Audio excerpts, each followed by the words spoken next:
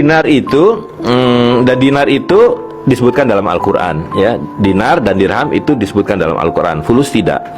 Jadi dinar adalah koin emas yang kemudian ditetapkan oleh Rasulullah SAW mengikuti tradisi sebelumnya yang ada, yaitu 4/4 gram. Jadi yang menetapkan kenapa dinar itu 4/4 gram emas atau yang disebut satu miskol adalah Rasulullah SAW.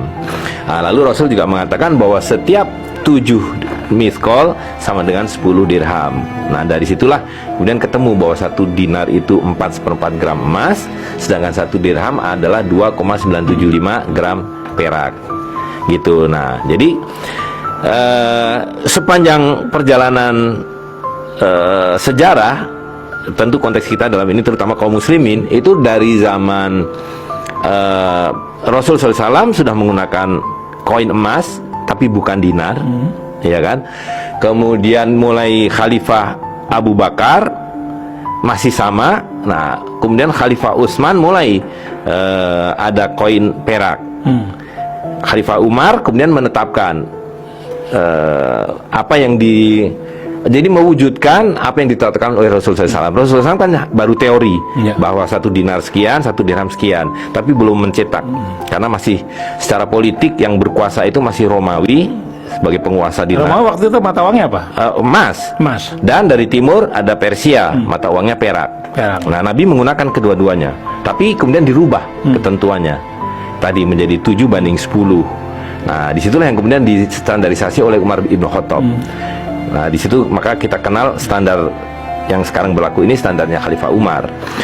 Nah, tapi emas tetap belum ada karena politik masih dikuasai oleh Romawi. Baru sesudah zaman Malik bin Marwan, kira-kira di tahun 700-an ya, atau pokoknya dinar pertama itu dicetak oleh Malik bin Marwan. Nah, lalu dia mengatakan inilah mata uang emas Islam, dan dengan demikian maka emas-emas dari Romawi tidak dipakai lagi. Nah, sejak itu sepanjang perjalanan semua khalifah, semua sultan termasuk di Indonesia, di Nusantara ini yang menggunakan emas dan perak sebagai alat tukarnya.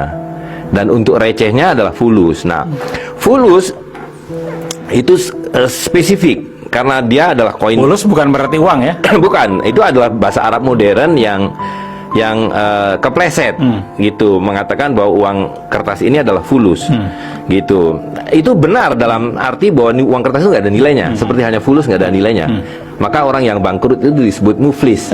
Ya kan? Orang yang punyanya cuma fulus, nggak punya emas dan perak, disebut muflis, orang yang bangkrut. Nah, jadi kalau per definisi semua orang hari ini walaupun dia miliuner tapi uangnya adalah uang fiat, dia muflis sebenarnya, bangkrut, nggak ada apa-apanya, ya kan. Nah,